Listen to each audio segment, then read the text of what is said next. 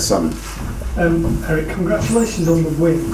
Could you just tell us what your thoughts were on Casemiro's red card? So let's start. We played a good game. And say congratulations on. I know, Simon, you did. But I think we played a brilliant game. It was a really high level first 70 minutes till that incident take place, and then. Yeah, you see, this team stands for each other.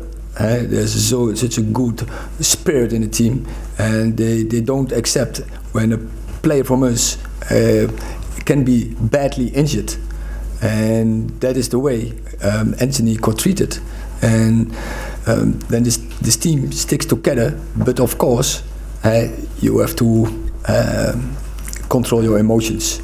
But it's really difficult in such a moment, and then I see two teams fighting each other.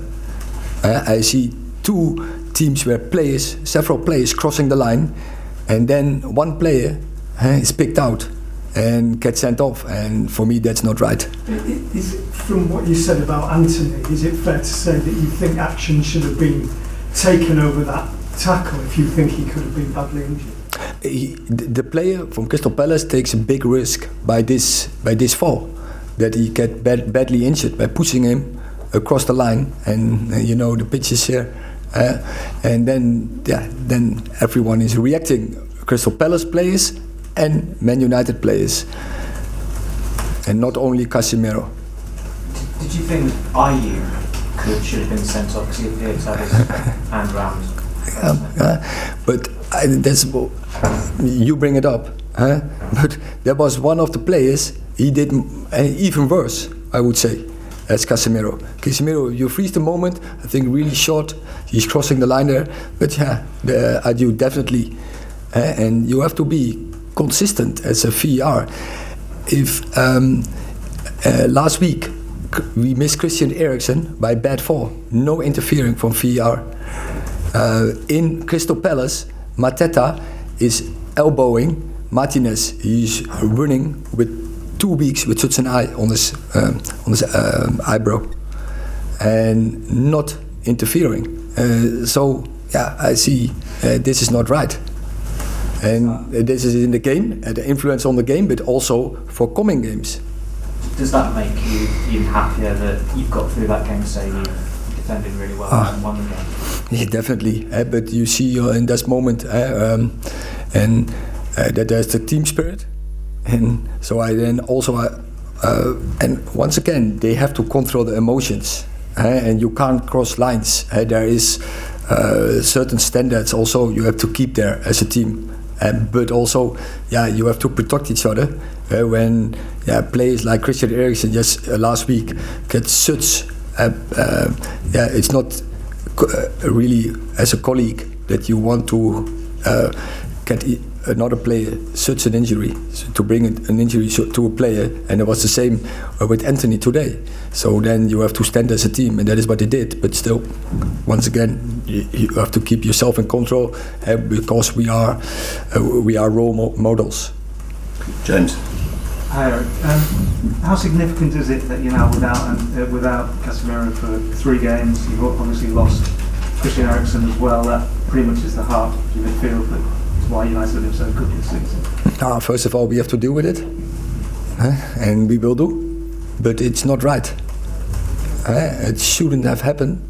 Last week the tackle that there's no refereeing of VR can do in the first line happen. Can't do anything about this, but this was avoidable.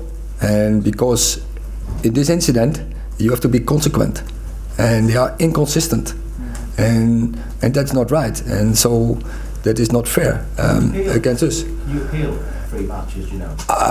We have to think about it, but also be fair. We have seen, but when you're freezing, then Casemiro is crossing the line.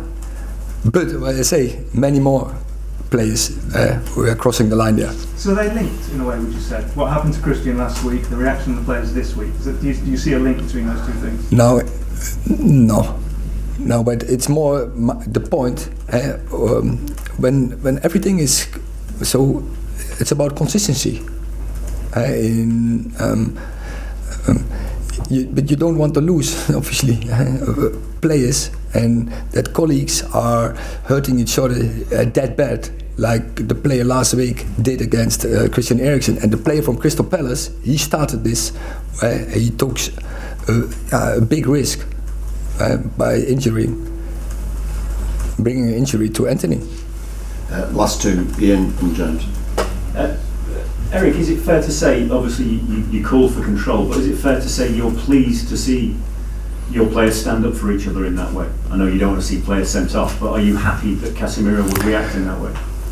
Yes, and we get also some warnings about that our team reacting like this, and I think you have to do it. You have to protect each other, but as I said, we want to keep standards and values, and in Man United we have to keep them high. We will be. We can't cross lines, but we have to stick together. And yes, we have to stand for each other. Yes.